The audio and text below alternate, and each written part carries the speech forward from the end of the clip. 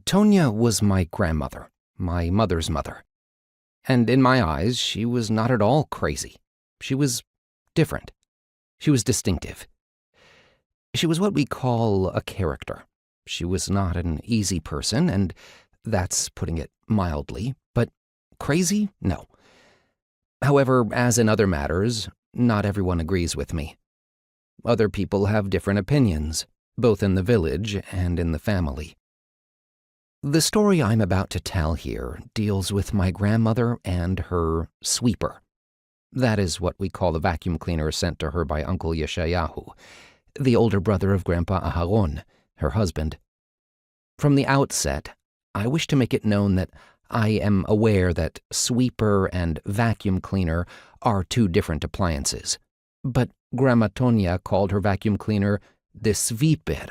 So from that day until this very day, we call every vacuum cleaner by the same name, using the same accent, her rolling Russian R and her deep Russian E.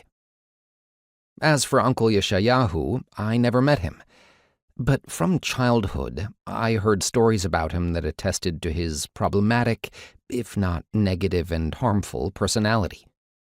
In the days of the Second Aliyah, prior to World War I, when Jewish pioneers were draining the swamps and settling the land, Uncle Yeshayahu chose to emigrate to America and make the desert of Los Angeles bloom instead.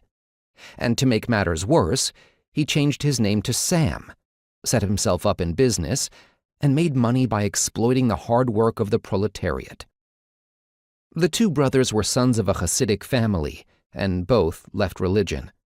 But while Grandpa Aharon converted to another fervent faith, that of socialism and Zionism, his older brother found his place in the world of American capitalism. Grandpa Aharon never forgave him for that. He even called him the double traitor for being neither a socialist nor a Zionist.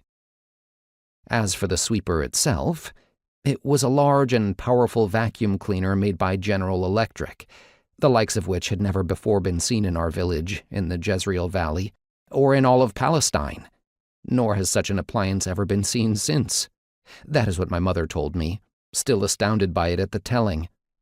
It sported a chrome-topped canister, huge and sparkling, she said, and large, silent rubber wheels, and a strong electric motor, and a thick and flexible suction tube.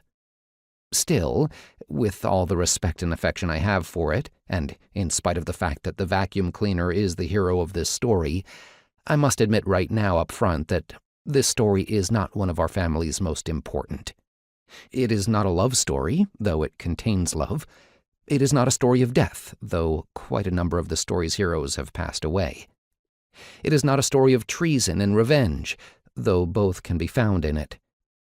And it does not play host to the pain of other family stories, connected though it is by the suffering found therein as well.